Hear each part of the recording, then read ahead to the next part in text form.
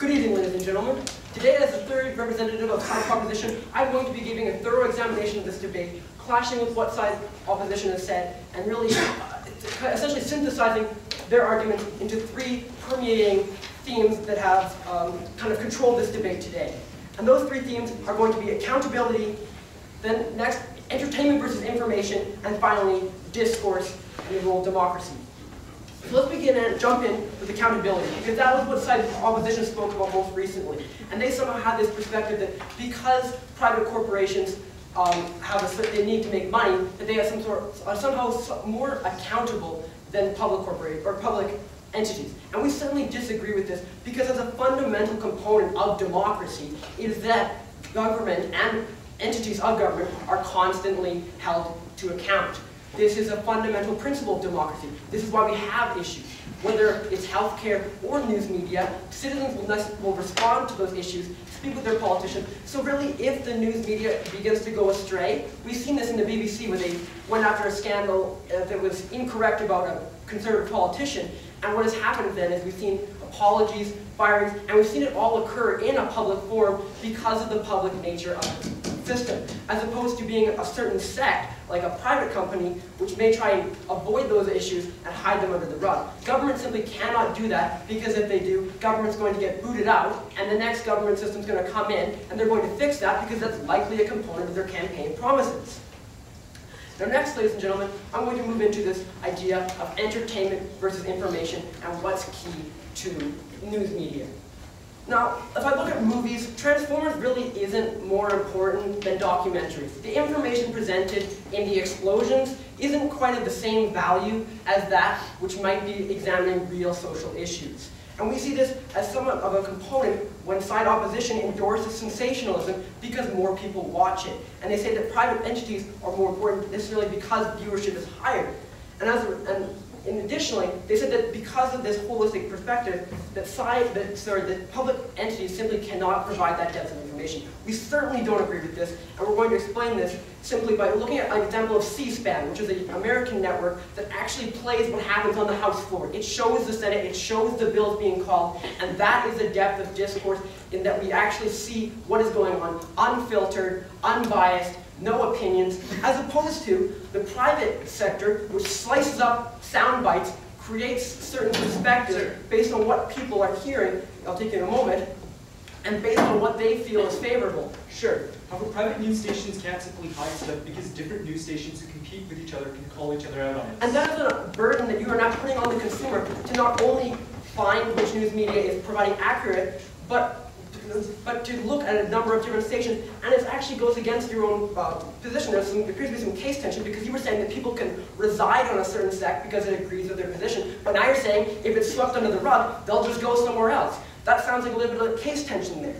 Now moving on, let's go back to this idea that is really fundamental here, which is that private media still exists. We can still have that entertainment component, and we're not attempting to antagonize to the point of elimination of these entertainment companies, but rather we're suggesting that without this central body, like a public news media, that is held to account and does not have these filtered opinions, like C-SPAN, that shows the true discourse, we can ensure that the level of discourse never devolves itself into opinionated political talking heads that cut up what is exactly presented to the public, and as a result have an undue burden or an undue influence on what the consumer or what the constituent believes.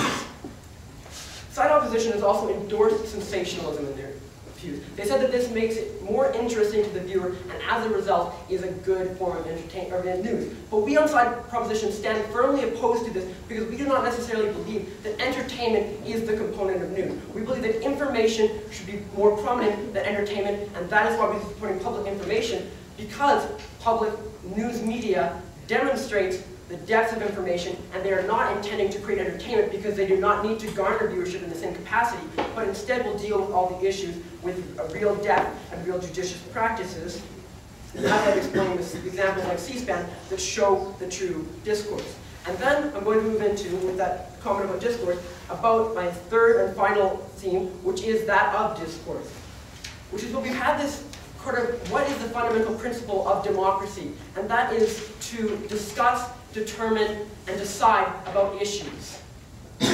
We need to have that discourse maintained. And yet when news media, as is advocated by side opposition, specializes itself to the point of bias, where people where people look and exist in those isolated segments, then they're not necessarily going to have a discourse because they're living under this sort of illusion, this guise, this facade, that people are in agreement with them and that their candidate might be doing well because the news media that they are supporting, the news media that they are going to, is not providing a holistic spectrum.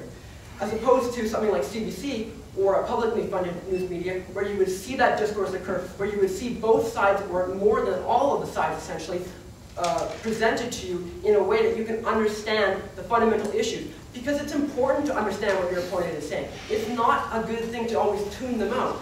Because if you tune them out, you can never change your worldview. You can never have that shift in paradigm, and you can never really understand the entirety of the arguments. If you continue to exist within people that are all like-minded, how are you going to innovate? How are you going to get, have a better perspective?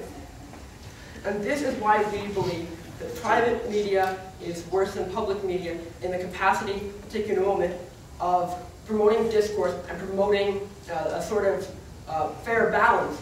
Sure. So if you as a consumer choose to isolate yourself within a certain segment, shouldn't the government then respond to this because they're accountable to you? Well, I'm not sure exactly what you're asking me. You're saying that if a voter chooses to isolate themselves, then the government should somehow respond to this. Well, I'm not sure exactly what action you're advocating for, but I certainly suggest that what we are wanting on side proposition is a broad spectrum of discourse. We understand the role of private media to provide entertainment, but we say that news media cannot exist properly without publicly funded media, because otherwise you will only have opinionated, biased news media, and you will eliminate that component about that discourse that I've been discussing, and that entire idea about private media being a component of that, but not necessarily the holistic approach that the CBC offers or the depth of media that C-SPAN offers when it actually shows unfiltered coverage. So ladies and gentlemen, with the last 50 seconds, I'd like to go over what I've told you today. I've examined the arguments of side opposition and looked at how accountability stands on the sides with side government, because government is continually held accountable through term limits and through re-election, and how corporations are not necessarily held to that same account because their trial may not exist in the same forum. Secondly, I've examined the idea of entertainment versus information, and while side proposition agrees that both might have a future role in our society, we think that information is the principal component of news media rather than entertainment, and that having these filtered opinions are not necessarily as important as being allowed to give that analysis, or sorry, that unfiltered showing of political discourse. And lastly, I spoke about the nature of discourse and how without it we cannot necessarily have that sort of discussion. People cannot change their paradigms, and as a result will become isolated and will not participate in the public forum in such a manner. And for those three reasons, we on side proposition firmly held the ground. Thank you.